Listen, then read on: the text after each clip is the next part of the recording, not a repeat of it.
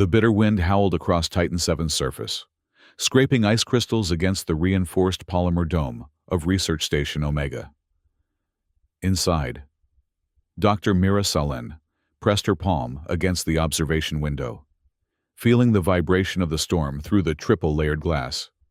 Beyond the dome's protection, visibility extended barely 20 meters before dissolving into swirling clouds of toxic particulates that painted the landscape in sickly amber hues. "Energy readings are spiking again," Lieutenant Jax Corrin called from his monitoring station. His fingers danced across holographic controls, adjusting sensors buried deep beneath the ice. "Third time this week." Mira turned from the window, her dark eyes narrowing as she studied the fluctuating graph lines. "Send the data to my terminal, and notify Dr. Liu. I want her perspective on the biological markers." "Already done." Jax's smile flashed briefly, a moment of warmth in the sterile confines of the research station. "She says she'll meet you in Lab 4 after she finishes cataloging those microbiome samples." Mira nodded, brushing a strand of black hair from her face. 6 months on this frozen moon had taught her team efficiency. With only 6 researchers and limited supplies, they couldn't afford wasted motion, especially not with corporate breathing down their necks for results.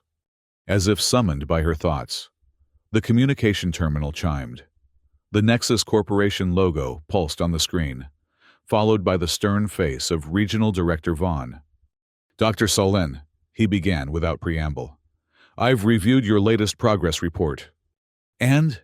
Mira kept her voice neutral, though her fingers tensed against the edge of the console. "And I'm concerned about the pace of your extraction assessments. The board expected preliminary viability reports by now. Instead, I see requests for extended research periods and cautions about disturbing the subsurface formations." "That's because we don't fully understand what we're dealing with," Mira replied. "The energy readings from beneath the ice are unlike anything in our database. They show patterns consistent with sentient activity." "Yes, I read your hypothesis." Vaughn's expression hardened. "A hypothesis without substantive evidence. What we do have evidence of is the richest concentration of Helix 7 particles ever discovered in this sector. Particles that, need I remind you, could revolutionize interstellar travel." Mira felt her patience thinning. "At what cost? If there's even a possibility of indigenous intelligence." "Indigenous intelligence has never been confirmed on any non-terrestrial world. Dr. Salen, after 50 years of galactic exploration, that fact remains unchanged." Vaughn leaned closer to his camera. "You have 2 weeks to complete your assessments and provide extraction recommendations. After that, the drilling teams arrive. Understood?" The screen went dark before Mira could respond. "Charming as ever," Jax muttered from his station. "Want me to accidentally lose the next data packet during transmission?" Despite her frustration, Mira smiled. "Tempting, but no. We'll just have to work faster." She pulled up the latest sensor readings on her tablet. "There's something down there, Jax. Something that doesn't want to be disturbed." "You talk about it like it's alive," he said, voice lowered as 2 other technicians entered the monitoring room. Mira stared at the pulsing energy signature on her screen. "Maybe it is." The next morning, Mira woke to the sound of alarms. The station's emergency system blared as red warning lights bathed her quarters in crimson pulses. She stumbled from her bunk, disoriented. "Status report," she demanded of the station's AI as she pulled on her uniform. "Severe energy fluctuation detected beneath Ice Shelf Sector 9, the emotionless voice replied. "Station reactor, showing sympathetic resonance. Power systems at 130% of maximum safe threshold and rising." Mira froze. "Evacuate all personnel to emergency pods. Now." She rushed from her quarters into chaos. Crew members ran through corridors, gathering essential equipment. The station's floor vibrated beneath her feet, a subtle tremor that grew stronger with each passing second. "Mira!" Dr. Sari Lu appeared from a side corridor. Her medical kit clutched tightly against her chest. "What's happening?" "Something's affecting our reactor. We need to get everyone to the pods." Mira grabbed Sari's arm, pulling her toward the evacuation route. "Where are the others?" "Jax is in the main reactor room trying to stabilize the core. Hendricks and Rivera are securing the specimens in Lab 2. "And Thompson?" "Already at the escape pods, prepping for launch." The station lurched suddenly, throwing both women against the wall. Overhead lights flickered and died, replaced by the dim glow of emergency strips along the floor. "Structural integrity compromised," announced the AI. "Complete reactor failure imminent. Evacuation protocol now mandatory." Mira's comm unit crackled. "Mira!" It was Jax. His voice strained over the sound of alarms. "The reactor's going critical. I can't stop it. But there's something else. These energy patterns, they're not random. It's like they're—" His voice dissolved into static. "Jax!" Mira shouted into her comm. "Jax, respond!" Nothing. "We have to get him," Mira said, turning toward the reactor section. Sari grabbed her arm. "There's no time.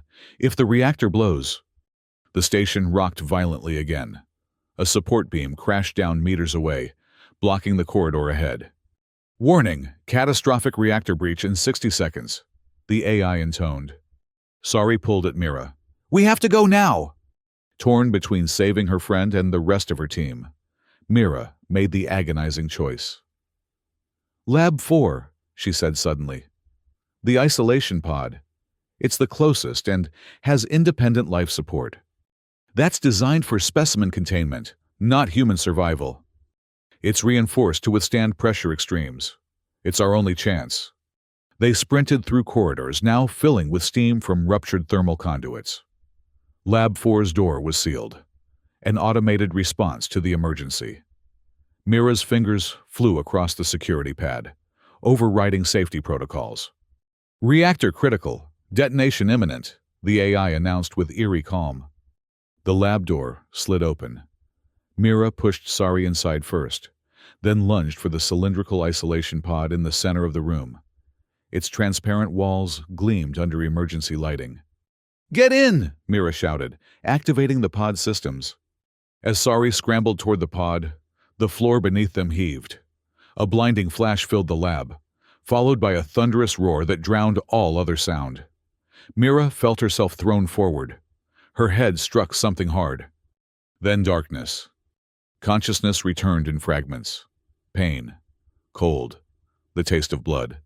The hiss of filtered air. Mira's eyes fluttered open to see the curved, transparent ceiling of the isolation pod. Beyond it, twisted metal and darkness. She tried to move, discovering her body pinned by debris that had crashed through one side of the pod. "Sorry?" she called weakly. No answer. The only light came from the pod's emergency backup system, casting a pale blue glow over the destruction. Mira could see nothing beyond the immediate area, but the silence told her everything. The station was gone. Her team was gone. And something whispered at the edges of her mind. At first, she thought it was the concussion playing tricks on her. A soft, unintelligible murmur, like waves against distant shores. But as minutes passed, and her thoughts cleared, the whisper remained. It ebbed and flowed, sometimes receding entirely, before returning stronger. Hours passed, or maybe days. The pod's environmental system kept her alive, but pain and thirst clouded her perception of time. The whispering never ceased, gradually resolving into patterns, not words, exactly, but impressions. Cold, darkness, awakening, intrusion. When rescue finally came, Mira was barely conscious. Corporate salvage teams cut through the wreckage, their powerful spotlights piercing the gloom. She heard their exclamations of surprise at finding a survivor, felt their hands lifting debris from her body. "She's alive," someone shouted. "Get the medic." As they lifted her from the pod, Mira caught a glimpse of the devastation. The research station had been obliterated, leaving only a massive crater in the ice. And at its center, where the station's foundations had been, a strange blue glow pulsed rhythmically, the same rhythm as the whispers in her mind.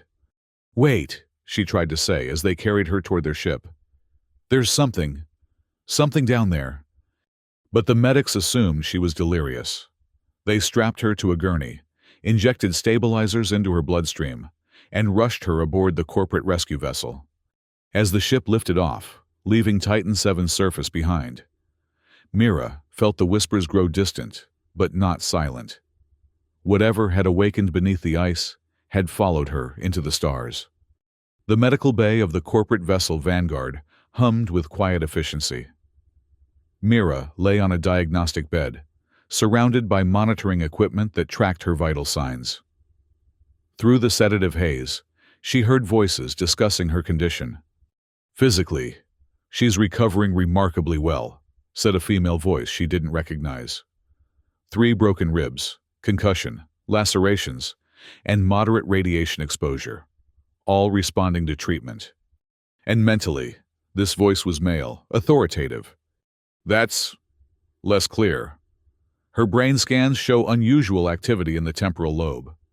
She experiences periods of agitation, followed by near catatonia, and she keeps talking about voices. Trauma response? Possibly. Or radiation effects. We need more time to evaluate." Mira wanted to tell them they were wrong, that the voice in her head wasn't a hallucination, but the sedatives kept her silent, floating in a twilight state between awareness and unconsciousness. When fully awake, she was questioned repeatedly by corporate investigators.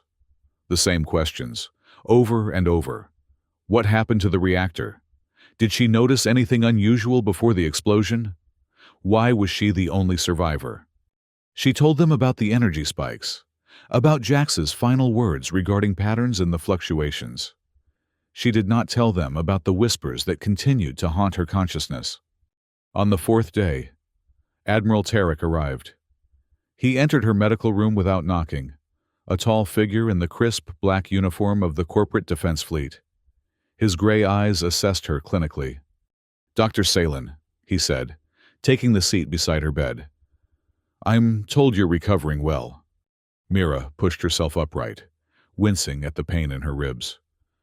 "Well enough to wonder why a fleet admiral is interrogating a xenobiologist." His mouth twitched, almost a smile. "Not an interrogation, a consultation." He placed a tablet on her bed, displaying footage of Titan VII's surface. The camera panned across the wreckage site, focusing on the blue glow at the crater's center. "Can you explain this?" The whispers in Mira's mind surged at the sight, becoming almost deafening. She struggled to maintain her composure. "Residual energy from the reactor breach, most likely. Our engineers disagree. The radiation signature doesn't match any known reactor type, including yours." Tarek leaned forward. "More importantly, it's growing, spreading through the ice like a network." Mira said nothing, fighting to keep her expression neutral as the whispers formed into a single, clear thought. "They come to take, to consume, as they always have." "We're sending a research team back down," Tarek continued. "I want you to lead it." "Why would I go back to the place where my entire team died?" "Because you're the only one who's experienced whatever is happening there, and survived." His expression hardened. "And because Nexus Corporation has invested billions in Titan VII's development. If there's something valuable down there, we need to secure it before our competitors." "Secure, control, weaponize." The voice was no longer a whisper. Mira closed her eyes, suddenly dizzy. "I need time to consider." Tarek stood. "Take the night. We reach the outer marker tomorrow." He paused at the door. "One more thing. Dr. Salen. Your medical scans were interesting. Neural activity unlike anything our specialists have seen. Care to comment?" She met his gaze steadily. "Trauma affects everyone differently, Admiral." After he left, Mira sat in the darkened medical bay, listening to the voice that had become her constant companion. It no longer seemed alien, but familiar, a presence that had always been with her, merely dormant until now. "They will destroy what they cannot understand," it said, "as they tried to destroy me." "What are you?" Mira whispered. "I am Titan. I am what dwells beneath. I am what was before, and what will remain after." "Why me? Why did I survive?" "You listened when others merely took. You questioned when others assumed. You are the bridge." Mira shuddered. "Bridge to what?" "To understanding, to warning, to vengeance, if necessary." That night, Mira made her decision, not out of loyalty to the corporation, nor out of scientific curiosity. She would return to Titan 7 because the entity had chosen her, and she needed to understand why. What she didn't tell Admiral Tarek was that she no longer needed a ship to communicate with the Titan entity. It was already inside her mind, growing stronger with each passing hour. The next morning, as the Vanguard prepared to deploy its shuttle to Titan 7's surface, alarms blared through the ship. "Unauthorized launch in Bay 3, a voice announced over the intercom. "Security teams respond immediately." In the pilot's seat of the stolen maintenance craft, Mira felt a cold clarity, unlike anything she'd experienced before. Her hands moved across the controls with unexpected precision, executing maneuvers she'd never trained for. "I guide you," the entity whispered. "I protect what is mine." Behind her, the Vanguard grew smaller as she pushed the craft toward Titan 7's swirling atmosphere. Pursuit would come soon, corporate vessels equipped with weapons her small ship couldn't hope to match. But she had another advantage. "Show me," she whispered. The toxic clouds of Titan 7 parted before her craft, creating a clear channel through the storm system that perpetually raged across the moon's surface. On her radar, the pursuing security ships scattered, buffeted by sudden wind shears that seemed impossibly localized. Mira landed near the crater that had once been Research Station Omega. Through her viewport, she saw the blue glow had spread, creating veins of luminescence that pulsed through the ice in all directions. She sealed her environmental suit and stepped onto the surface. The winds that had tormented their research mission for months were eerily still around her, as though the moon itself held its breath. At the crater's edge, she paused. "I'm here," she said aloud, though she knew the entity could hear her thoughts. "Now what?"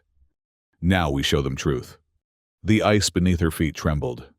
The blue veins brightened, converging at the crater's center, where a column of light rose slowly into the air. It took shape as it ascended, not solid, but a swirling vortex of energy that resembled a massive, translucent figure. Mira's comm unit crackled. "Dr. Salen!" Admiral Tarek's voice, tense with controlled fury. "Return to the Vanguard immediately. Whatever you've activated down there." "I haven't activated anything, Admiral," she replied calmly. "I've simply allowed it to reveal itself. Our weapon systems are locked on your position. This is your final warning." Mira looked up to see the Vanguard descending through the clouds, its weapon ports glowing with charged energy. "They threaten what they fear," the entity observed. "Shall I show them fear in return?" Before Mira could respond, the energy column surged upward. It split into dozens of smaller vortices that Mira would later describe as storm wraiths, spiraling funnels of blue energy that moved with deliberate purpose toward the Vanguard. "Admiral," Mira said urgently into her comm, "power down your weapons. It perceives them as a threat." "We don't negotiate with whatever this is," Tarek replied. "Prepare to fire." The Vanguard's main cannons discharged, sending lances of superheated plasma toward the ice field. But the energy beams never reached their target. The storm wraiths intercepted them, absorbing the plasma into their swirling forms. Each grew brighter, larger. "They learn nothing," the entity said, its mental voice tinged with something like disappointment. The storm wraiths surged upward, surrounding the Vanguard, where they touched the ship's hull, Systems failed. Weapon ports went dark.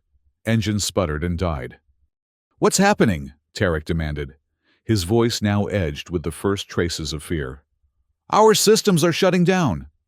Mira watched as the massive ship, now powerless, began to drift in Titan VII's thin atmosphere.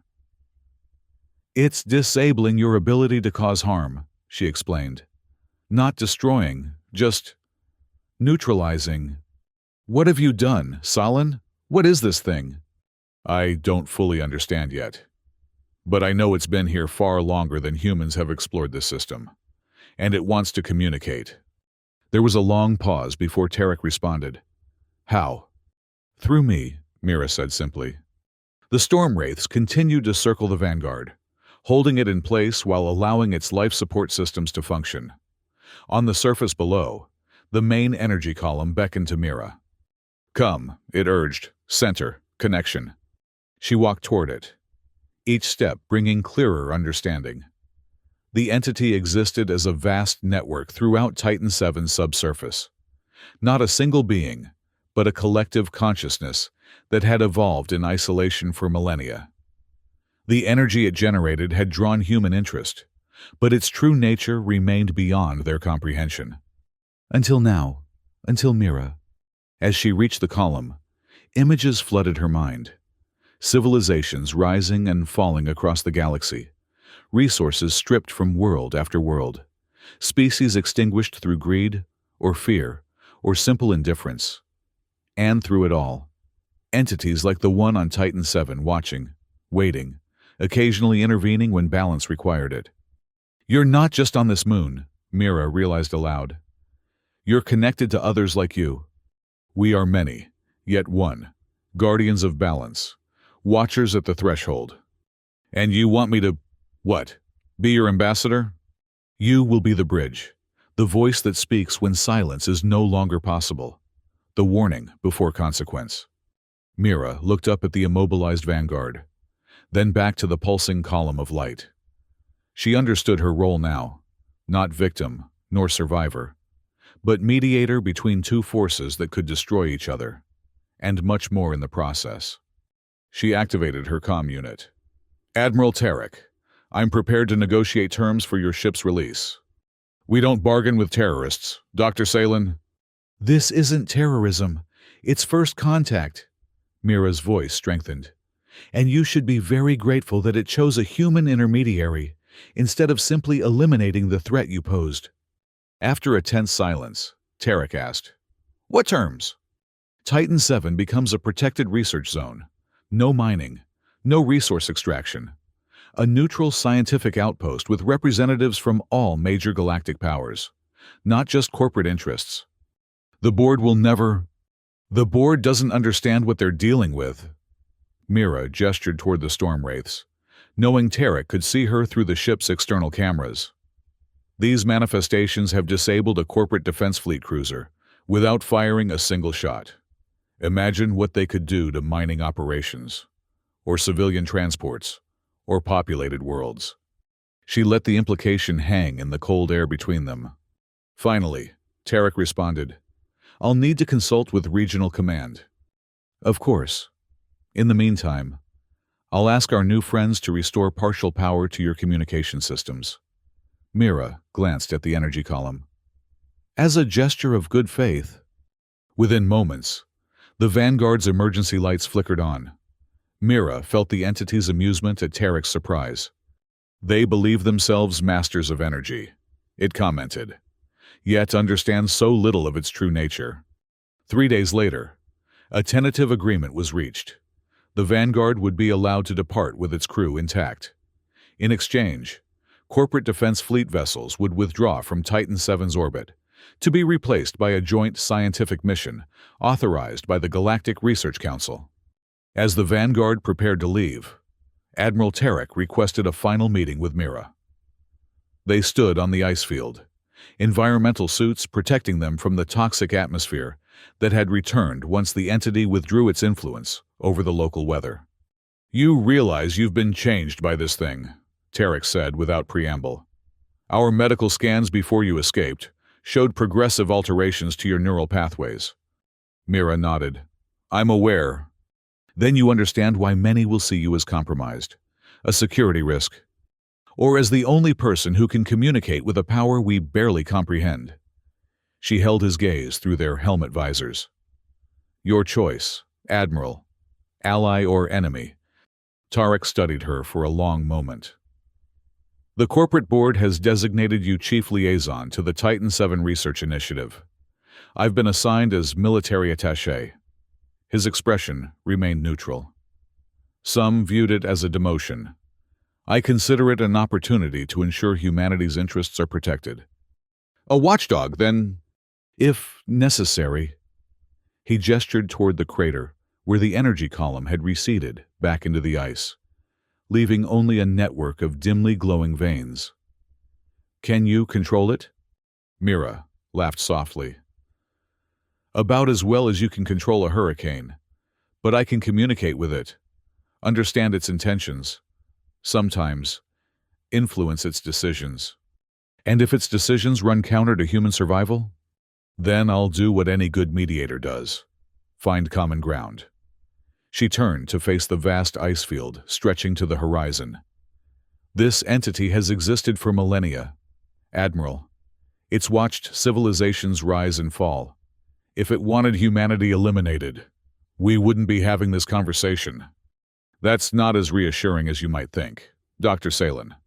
No, she agreed, but it's the reality we face. As the Vanguard departed, leaving Mira alone on the surface until the research vessels arrived, she felt the entity's presence strengthen in her mind. They fear what they cannot control, it observed. With good reason, Mira replied. Fear of the unknown is a survival trait.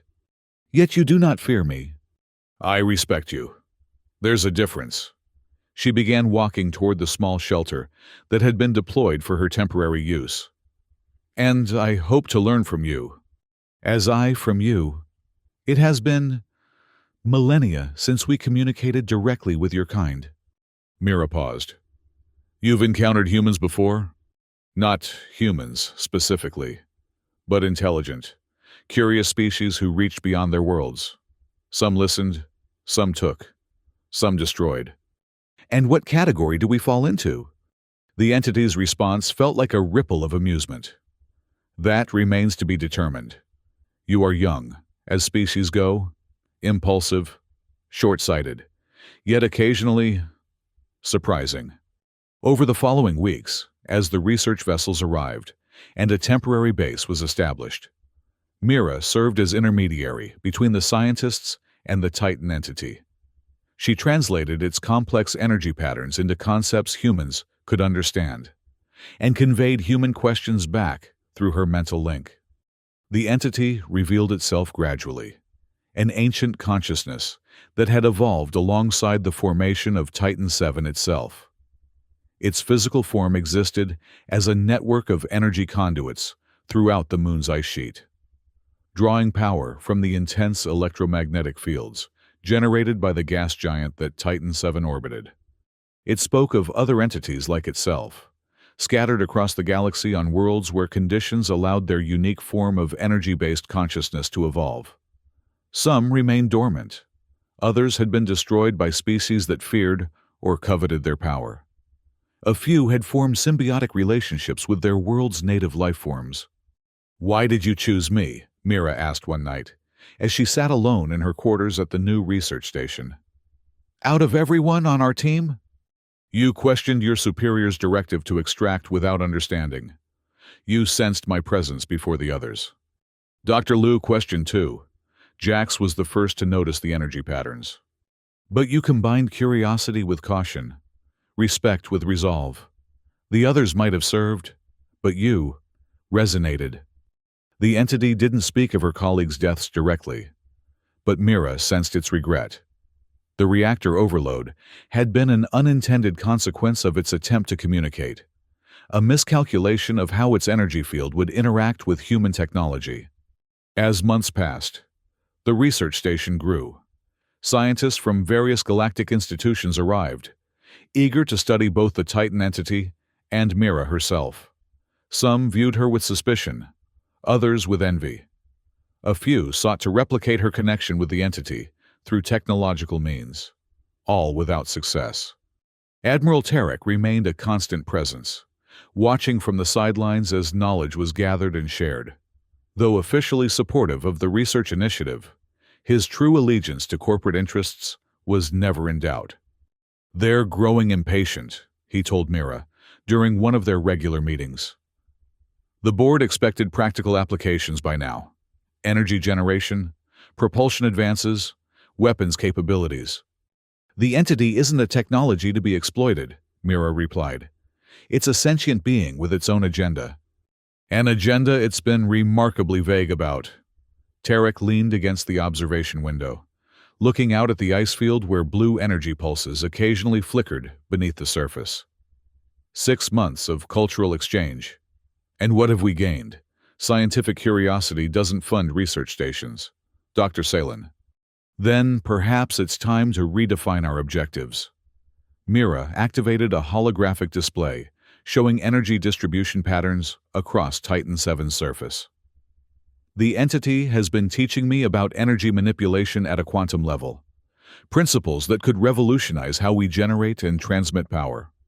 Tarek's expression sharpened with interest. "Go on. Not weapons, not mining, but clean energy production that could benefit worlds across the galaxy." She manipulated the display to show theoretical applications: sustainable, efficient, and completely controlled by those who implement it, not by the entity. "A compromise, then?" "A beginning," Mira corrected. "The entity is willing to share knowledge, but not to be exploited. There's a difference." For a time, this arrangement satisfied both sides. Corporate funding continued to flow as initial applications of the entity's energy principles proved promising. The scientific community gained unprecedented insights into non-carbon-based consciousness. And Mira found herself at the center of it all, respected, feared, and increasingly isolated by her unique position. Only Jax Corin, who arrived with the third wave of researchers, treated her as he always had. He had survived the station's destruction by pure chance, having been in a shielded maintenance conduit when the reactor breached, recovered by a passing merchant vessel. He'd spent months in rehabilitation before learning of Mira's survival and the dramatic events that followed. "You look good for someone who's mentally linked to an ancient energy being," he said, when they reunited, his familiar grin breaking through the formal atmosphere that had surrounded Mira since the incident. "Better than you," she retorted, noting the burn scars that covered one side of his face. "Though I hear the doctors did what they could. Enough that I won't frighten small children. Usually." His expression sobered. "Is it true? About the connection?" Mira nodded. "It's always there, like a background hum that sometimes forms words." "Does it hurt?" "No, but it changes you. How you perceive things. Time feels different, more fluid." She struggled to explain. "It's like suddenly understanding a language you've heard all your life, but never comprehended." Jax studied her, his engineer's mind clearly trying to quantify what she described. "The others are afraid of you. You know. They think you're not entirely human anymore." "Maybe I'm not." She met his gaze directly. "Does that bother you?" "Depends. Can you still beat me at holographic chess?" His easy acceptance was a balm to her increasingly isolated existence. As her connection to the entity deepened, her relationships with her human colleagues had grown more strained. Many viewed her with a mixture of scientific curiosity and instinctive unease. Some avoided her entirely. A few radical religious groups had even branded her an abomination, evidence of humanity's hubristic reach into realms beyond their understanding. Only Jax treated her as Mira first, liaison second. With his help, she established new research protocols that balanced scientific inquiry with respect for the entity's boundaries. His engineering expertise proved invaluable in designing interfaces that could translate the entity's energy patterns into data humans could interpret without requiring Mira's constant mediation. But beneath the surface of cooperation, tensions simmered. Admiral Tarek's superiors demanded more concrete results. Competing corporate interests launched espionage attempts to steal whatever knowledge the Titan entity had shared. And from certain factions within the military came whispers of contingency plans should the entity prove less benevolent than it appeared. Mira felt these currents of suspicion and greed through her connection with the entity, which absorbed and processed all that occurred on its surface. Its patience was not infinite. They scheme against what they do not control. It observed one night as Mira stood alone on the observation deck, watching distant lightning flicker through Titan VII's toxic clouds.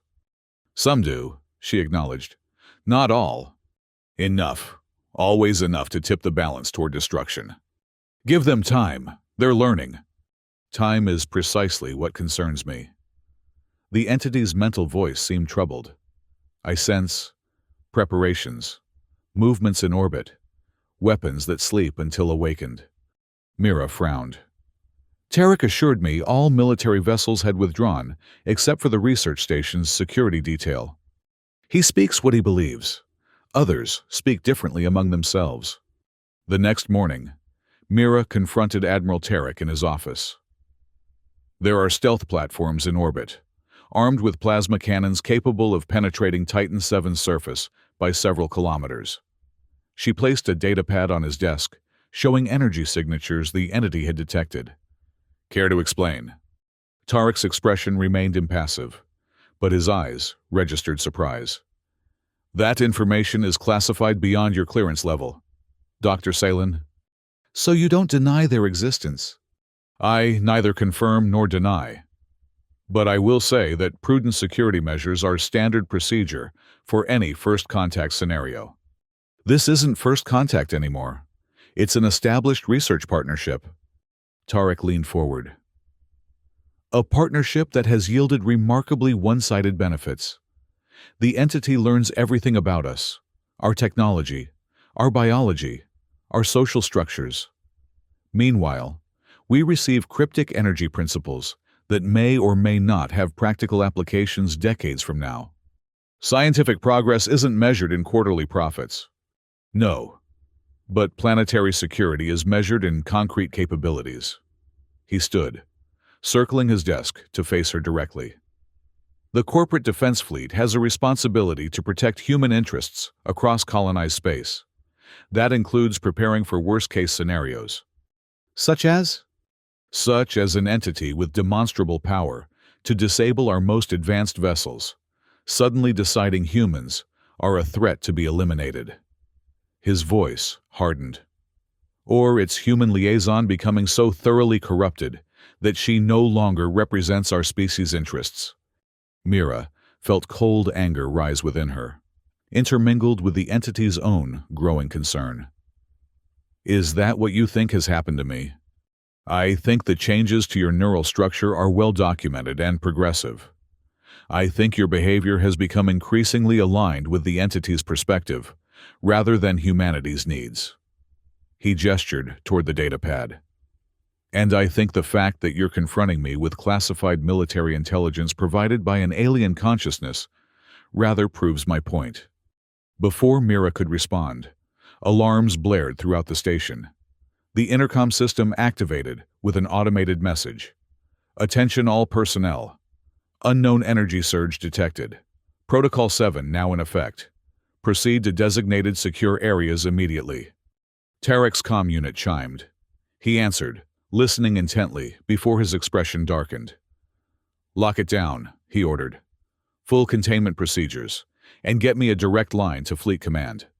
He turned to Mira. "Your friend is having a tantrum. Energy discharges have disabled 3 monitoring satellites and are interfering with station systems." Mira closed her eyes, reaching out through her mental link. She felt the entity's agitation, a turbulent storm of concern and defensive calculation. "They prepare weapons," it said. "They speak of containment and neutralization. The cycle begins again, as it has on so many worlds." "No," Mira replied silently. "This can be resolved. Let me speak with them." Words have failed. Only demonstration remains. She opened her eyes to find Tarek watching her intently. It knows about the orbital platforms, she said aloud. It perceives them as a direct threat. Then it should understand the concept of deterrence. It understands the pattern of contact, exploitation, and destruction that has played out across dozens of worlds. Mira's voice took on a resonant quality that wasn't entirely her own. The weapons must be withdrawn. Immediately.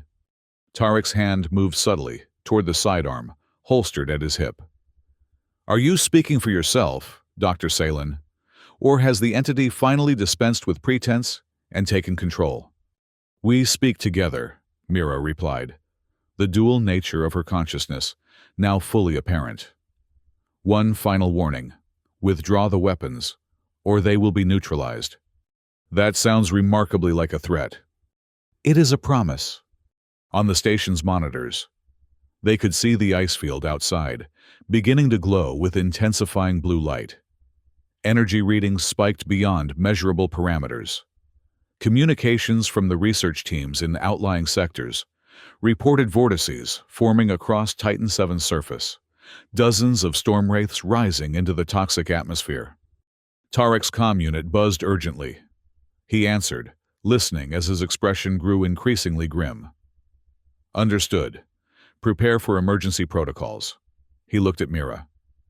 Your entity has disabled 2 more satellites and is disrupting communications with Fleet Command. This is an act of aggression that cannot go unanswered. It's an act of self-defense, Mira countered. Those platforms represent a greater destructive capacity than the entity has demonstrated in all our interactions. A capacity we've never activated. Yet, Mira added softly. The weapons exist for a reason. You intend to use them if the entity doesn't comply with corporate demands. Around them, the station's systems flickered as energy surges interfered with power distribution. Through the observation windows, they could see storm wraiths gathering in greater numbers, swirling into the sky toward the hidden orbital platforms. Tarek moved to a secure console, entering command codes that bypassed standard authorization protocols. This has gone far enough. If the entity won't stand down, we'll demonstrate exactly why those platforms are necessary. Mira felt the entity's awareness expand, encompassing the entire moon and reaching into orbit. It sensed the weapons charging, targeting systems locking onto the energy signatures below. They choose destruction, it said with what felt like sorrow, as so many before them. No! Mira shouted, both aloud and through their mental link. There's another way! She rushed to Tarek's console, physically inserting herself between him and the controls. Admiral, please, once this begins, neither side will be able to de-escalate. Millions could die. Step aside, Dr. Salen. That's an order. I can't do that. She held his gaze. The entity has shown restraint until now. It disabled your ships without harming their crews. It shared knowledge without demanding anything in return, except respect for its existence. If you launch this attack, that restraint ends. For a tense moment, neither moved. Then, from outside, a brilliant flash illuminated the station as one of the orbital platforms fired. A lance of superheated plasma streaked toward the surface, aimed at the crater where the entity's energy concentration was greatest. The storm wraiths converged, forming a shimmering barrier that absorbed the plasma bolt. But unlike before, they did not simply neutralize the energy. They redirected it, sending it back toward its source with terrifying precision. On the station's monitors, they watched the stealth platform erupt in a silent explosion. Alarms blared with renewed urgency. The station's AI announced, "Multiple orbital detonations detected. Station shields at maximum capacity. Hull breach possible." Tarek stared at the destruction in disbelief. How? It understands energy at a level we can barely comprehend, Mira said quietly. Whatever you fire at it, it can redirect. Whatever technology you deploy, it can disable. She placed her hand on his arm. Please, stop this before it escalates beyond control." For the first time since she'd known him, Admiral Tarek looked uncertain. "And if we stand down, what then? We submit to the entity's demands? We negotiate, as equals, not as conquerors or victims." Mira felt the entity's agreement resonating through their connection. It doesn't want to destroy humanity. It wants coexistence, understanding, balance. After a long moment, Tarek activated his comm unit. "All platforms, cease fire. I repeat, cease fire. Stand by for further orders." He looked at Mira. "You have 1 hour to convince your friend to pull back its storm wraiths. Then we talk, all of us." The negotiations lasted 5 days. Representatives from the corporate board, the Galactic Research Council, and the major colonial governments participated via secure quantum links. Mira served as translator and mediator, conveying the entity's perspective while Tarek represented military concerns. The agreement they eventually reached transformed Titan VII from a contested resource world to a neutral scientific outpost. The entity would continue sharing its knowledge of energy manipulation, focusing on sustainable applications that benefited both humans and the environments they inhabited. In exchange, all weapons platforms would be permanently withdrawn, and the entity's existence would be formally recognized as a sovereign consciousness, with rights equivalent to any sentient species. Most importantly, the agreement acknowledged the existence of other entities like the one on Titan VII, ancient consciousnesses dwelling on worlds throughout the galaxy, many still dormant or undetected. A protocol was established for future contact, emphasizing research partnerships over resource extraction. As the various representatives signed the accord, Mira felt the entity's satisfaction rippling through their mental link. "A beginning," it said, "not an end." "Let's hope it lasts," she replied silently. "That responsibility falls to both our kinds now. You have become more than you were, the bridge between worlds." In the months that followed, Titan VII became a center for xenobiological research, unlike any other in explored space. Scientists and diplomats from across the galaxy traveled there to study the entity and learn from Mira's unique perspective as its human liaison. Admiral Tarek remained as military attaché, his relationship with Mira evolving from suspicion to grudging respect. They would never be friends, but they had found a functional balance between human caution and the entity's ancient wisdom. Jax continued his work, developing interfaces that could translate the entity's energy patterns, reducing the need for Mira's constant mediation. His efforts gave her rare moments of privacy, times when the mental link quieted enough for her to remember what it had been like to be solely human. During one such moment, standing alone on the observation deck watching Titan VII's toxic storms rage across the horizon, Mira reflected on the journey that had brought her here. From survivor to mediator, to something not quite human anymore, a hybrid consciousness bridging two profoundly different forms of existence. The entity had changed her, physically and mentally. Her neural pathways had been rewired to accommodate its vast perspective. Her perception of time had altered, allowing her glimpses of past and future that sometimes overwhelmed her human comprehension. She felt both more and less than she had been, expanded beyond human limitations, yet increasingly distant from human concerns. Jax found her there, lost in contemplation. "Credit for your thoughts?" he asked, coming to stand beside her at the viewport. Mira smiled faintly. "I was wondering what Dr. Liu would think of all this. She always said we'd find something extraordinary on Titan VII. She'd probably be jealous that you got the direct neural link while the rest of us have to make do with technology." His expression sobered. "Do you regret it? The connection?" "Sometimes," Mira admitted.